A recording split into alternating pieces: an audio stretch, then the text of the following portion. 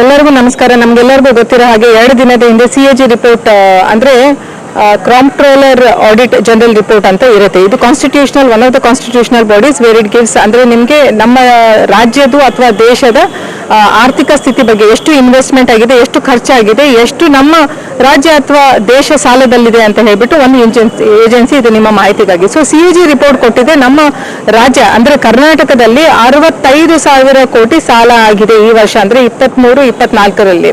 So 22-23ರಲ್ಲಿ 26,000 ಕೋಟಿ ಸಾಲ ಆಗಿತ್ತು. ಈ ವರ್ಷ 37,000 ಕೋಟಿ ಸಾಲ ಜಾಸ್ತಿ ಆಗಿದೆ. ಫಿಸಿಕಲ್ ಡೆಪಾಸಿಟ್ ತಗೊಂಡ್ಬಿಟ್ರೆ ಡೆಫಿಸಿಟ್ ತಗೊಂಡ್ಬಿಟ್ರೆ ನಿಮಗೆ 46,000 ಕೋಟಿ ಫಿಸಿಕಲ್ ಡೆಪಾಸಿಟ್ 22-23 ಅಲ್ಲಿ ಇತ್ತು. ಈಗ 2023-24ರಲ್ಲಿ 63,000 ಕ್ರೋಸ್ ಫಿಸಿಕಲ್ ಡೆಪಾಸಿಟ್ ಆಗಿದೆ. ಇದು ಯಾಕೆ ಅಂತಂದ್ರೆ ಇದೆಲ್ಲ ಏನು 5 ಗ್ಯಾರಂಟೀಸ್ಗಳನ್ನ ಕೊಟ್ಟಿದ್ರಲ್ಲ ರಾಜ್ಯ ಸರ್ಕಾರ, ಇದನ್ನೆಲ್ಲ ಆ ಗ್ಯಾರಂಟೀಸ್ ಸಲುವಾಗಿ ಹಾಕಿದೆ ಅಂತ ಹೇಳ್ಬಿಟ್ಟು CAG ರಿಪೋರ್ಟ್ ಅನ್ನು ಕೊಟ್ಟಿದೆ. ಇಲ್ಲಿ ಯಾವುದೂ ಒಂದು ಡೆವಲಪ್ಮೆಂಟ್ ಆಗಿಲ್ಲ, 1 ಕಿಲೋಮೀಟರ್ ರೋಡ್ ಡೆವಲಪ್ಮೆಂಟ್ ಆಗಿಲ್ಲ ನಮ್ಮ ಕರ್ನಾಟಕದಲ್ಲಿ.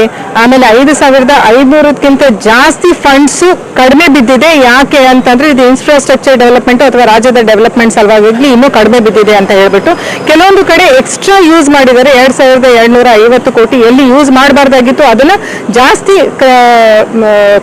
ಕ್ರಮೇಣದಲ್ಲಿ ಅದನ್ನ ಉಪಯೋಗ ಪಡಿಸ್ಕೊಂಡಿದ್ದಾರೆ. ಸೊ ಇಲ್ಲಿ ಬಹಳಷ್ಟು ಕೊರತೆಗಳಿದಾವೆ. ಇದು CAG ರಿಪೋರ್ಟ್ ಒಂದು ಕನ್ನಡಿಯನ್ನ ತೋರಿಸಿದೆ ನಮ್ಮ ರಾಜ್ಯದ ಎಲ್ಲ ಜನತೆಗೆ. ಎಲ್ಲರೂ ಈ CAG ರಿಪೋರ್ಟ್ ಅನ್ನ ಓದಬೇಕು.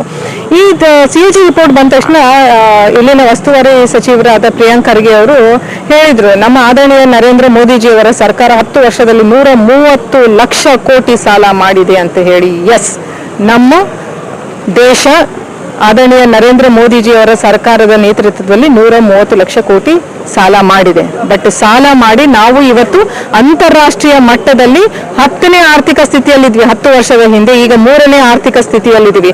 ನೀವು ನಮ್ಮ ಗತಿ ಶಕ್ತಿ ಯೋಜನೆಯಲ್ಲಿ ನೀವು ತಗೊಳ್ಳಿ, ಭಾರತ ಮಾಲಾ ತಗೊಳ್ಳಿ, ಸಾಗರ್ ಮಾಲಾ ತಗೊಳ್ಳಿ, ಉಡಾನ್ ತಗೊಳ್ಳಿ, ಇನ್ಫ್ರಾಸ್ಟ್ರಕ್ಚರ್ ತಗೊಳ್ಳಿ, ಅಥವಾ ಎಕನಾಮಿಕಲಿ ನಾವು ಏನೇನು ತಗೊಳ್ಳಿ, ನಮ್ಮ ಔಷಧಿಗಳನ್ನ ನಾವು ಸ್ವಾವಲಂಬಿ ಆಗಿದ್ದೀವಿ, ನಾವು ನಮ್ಮ ಅನ್ನದ ಇದರಲ್ಲಿ ನಾವು ಸ್ವಾವಲಂಬಿ ಆಗಿದ್ದೀವಿ, ಅಥವಾ ನಮ್ಮ ಫ್ಯೂಲ್ ಇಥನಾಲ್ ಅಂದ್ರೆ ನಾವು ಎಲ್ಲ ರೀತಿಯಿಂದ ನಾವು self dependent made in India ಆಗಿ ನಾವು ಇವತ್ತು 3ನೇ ಆರ್ಥಿಕ ಸ್ಥಿತಿಯಲ್ಲಿ ನಮ್ಮ ಭಾರತ ದೇಶ ಇದೆ.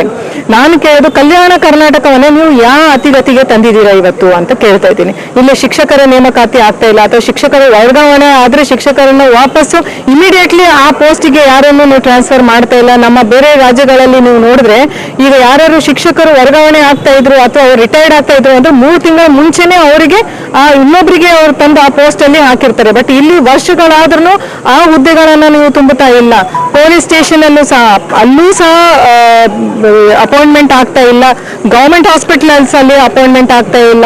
ಬಾಣತಿಯರ ಸಾವಾಯ್ತು, ನವಜಾತ ಶಿಶುಗಳ ಸಾವಾಗ್ತಾ ಇದೆ. ಎಲ್ಲ ರೀತಿಯಿಂದ ನಮ್ಮ ಕಲ್ಯಾಣ ಕರ್ನಾಟಕ ಕುಸಿದು ಹೋಗ್ತಾ ಇದೆ. ತಾವು ಶ್ವೇತ ಪತ್ರವನ್ನ ಕೊಡಬೇಕು. ನಮ್ಮ ಕಲ್ಯಾಣ ಕರ್ನಾಟಕದಲ್ಲಿ ಎಷ್ಟು ದುಡ್ಡು ನೀವು ಹಾಕಿದ್ದೀರಾ, ಎಷ್ಟು ಸಾಲದಲ್ಲಿದೆ ಮತ್ತು ಎಷ್ಟು ಡೆವಲಪ್ಮೆಂಟ್ ಆಗ್ತಾ ಇದೆ. ಡೆವಲಪ್ಮೆಂಟ್ ಅಂತೂ ಎಲ್ಲೂ ಕಾಣ್ತಾ ಇಲ್ಲ. ಸೊ ತಾವು ಸಹ ಯಾವಾಗ ಆದರಣೀಯ ನರೇಂದ್ರ ಮೋದಿಜಿ ಅವರ ಕೆಲಸವನ್ನು ನೀವು ಪ್ರಶ್ನೆ ಮಾಡ್ತೀರಿ ಅಂದ್ರೆ ಇಡೀ ಅಂತಾರಾಷ್ಟ್ರೀಯ ಮಟ್ಟದಲ್ಲಿ ಇವತ್ತು ನಮಗೆ ವಿಶ್ವಗುರು ಅಂತ ನೋಡ್ತಿರುವ ಸಮಯದಲ್ಲಿ ನೀವು ಅವರು ಏನ್ ಕೆಲಸ ಮಾಡಿದಿರ ಅನ್ನೋದು ಒಂದು ಪ್ರಶ್ನೆ ಮಾಡುವಾಗ, ನಾವು ಇಲ್ಲಿ ಕಲ್ಯಾಣ ಕರ್ನಾಟಕ ಎಲ್ಲ ರೀತಿಯಿಂದ ಕುಸಿದು ಹೋಗೋ ಟೈಮಿಗೆ ನಮಗೂ ಒಂದು ಅಧಿಕಾರ ಇದೆ ನಿಮ್ಗೆ ಕೇಳಲು. ಕಲ್ಯಾಣ ಕರ್ನಾಟಕದಲ್ಲಿ ನೀವು ಏನು ಕೆಲಸ ಮಾಡಿದರೆ ಅನೇಕ 40 ವರ್ಷಗಳಿಂದ ನಿಮ್ಮ ರಾಜಕೀಯದ ಒಂದು ಎಕ್ಸ್ಪೀರಿಯನ್ಸ್ ಇದೆ. ಆ ಎಕ್ಸ್ಪೀರಿಯನ್ಸ್ ಇಟ್ಕೊಂಡು ಅದನ್ನ ನೀವು ಮಾಡಬೇಕಾಯ್ತು. ಟೆಕ್ಸ್ಟೈಲ್ ಪಾರ್ಕ್ಗಳಿಗೆ ನೀವು ಎನ್ವಿರಾನ್ಮೆಂಟಲ್ ಕ್ಲಿಯರೆನ್ಸ್ ಕೊಟ್ಟಿಲ್ಲ, ಅಲ್ಲಿ ಬೌಂಡ್ರಿಗೆ ಒಂದು ಫೆನ್ಸಿಂಗು ಸಹ ಮಾಡಿಲ್ಲ. ಟೆಕ್ಸ್ಟೈಲ್ ಪಾರ್ಕ್ 7 ಟೆಕ್ಸ್ಟೈಲ್ ಪಾರ್ಕ್ ಅಲ್ಲಿ PM ಮೆಗಾ ಮಿತ್ರ ಪಾರ್ಕ್ ಅದು ಇಡೀ ದೇಶದಲ್ಲಿ 7 ಟೆಕ್ಸ್ಟೈಲ್ ಪಾರ್ಕ್ ಅನ್ನು ಕೊಟ್ಟಿದ್ದಾರೆ. ಸೊ ಆ ಟೆಕ್ಸ್ಟೈಲ್ ಪಾರ್ಕ್ ಅಲ್ಲಿ ನೀವು ಒಂದು ಫೆನ್ಸಿಂಗು ಮಾಡಿಲ್ಲ. ನಮ್ಮ MP ಆದವರ ಇಲ್ಲಿನ ಕಲಬುರಗಿ ಡಿಸ್ಟ್ರಿಕ್ಟ್ MP ಅವ್ರು ಏನ್ ಮಾಡ್ತಾ ಇದ್ದಾರೆ, ಎಷ್ಟು ಸಲ ಹೋಗಿ ಕಲ್ಯಾಣ ಕರ್ನಾಟಕದ ಇದು ಟೆಕ್ಸ್ಟೈಲ್ ಪಾರ್ಕ್ ಬಗ್ಗೆ ಅವರು ಅಲ್ಲಿ ಮಾತಾಡಿದ್ದಾರೆ. ನಮ್ಗೆ ಗೊತ್ತಿರೋ ಹಾಗೆ ಒಂದು ಓಟ್ ತಗೊಳ್ಳೋದು ಬಿಟ್ಬಿಟ್ಟು ರೈಲ್ವೆ ಬಗ್ಗೆ ಒಂದ್ಸಲ ಮಾತಾಡೋದು ಬಿಟ್ಟು ಇಲ್ಲಿವರೆಗೂ ಅವರು ಸದನದಲ್ಲಿ ಪಾರ್ಲಿಮೆಂಟ್ ಅಲ್ಲಿ ಯಾವುದೇ ವಿಷಯದ ಬಗ್ಗೆ ಮಂಡನೆ ಮಾಡಿಲ್ಲ. ಅವ್ರದ್ದು ಅಟೆಂಡೆನ್ಸ್ ಚೆಕ್ ಮಾಡಿ ಬಹಳ ಕಡಿಮೆ ಅಟೆಂಡೆನ್ಸ್ ಇದೆ ಅವ್ರದ್ದು.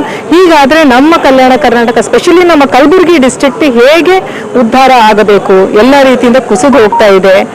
ಈಗ ನಾವೆಲ್ಲರೂ ಜಾಗೃತ ಆಗೋ ಸಮಯ ಬಂದಿದೆ. ಸೊ ಅವರು ಇಲ್ಲಿಂದ ಏನಿದೆ ಅಂತ ಹೇಳಿ ಒಂದು ಶ್ವೇತಪತ್ರವನ್ನು ಕೊಡ್ಲಿ.